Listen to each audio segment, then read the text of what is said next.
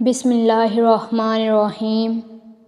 حضور اکرم صلی اللہ علیہ وآلہ وسلم نے وحی کے رک جانے کے زمانے کے حالات بیان فرماتے ہوئے کہا کہ ایک روز میں چلا جا رہا تھا کہ اچانک میں نے آسمان کی طرف ایک آواز سنی اور میں نے اپنا سر آسمان کی طرف اٹھایا۔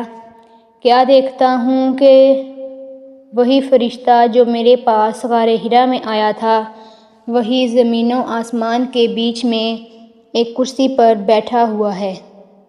میں اس سے ڈر گیا اور گھر آنے پر میں نے پھر کمبل اوڑھنے کی خواہش ظاہر کی۔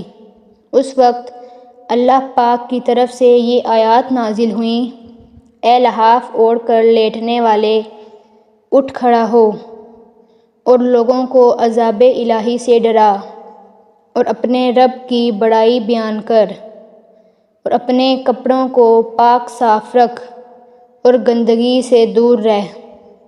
اس کے بعد وحی تیزی کے ساتھ پے در پے آنے لگی۔ صحیح بخاری، حدیث نمبر 4۔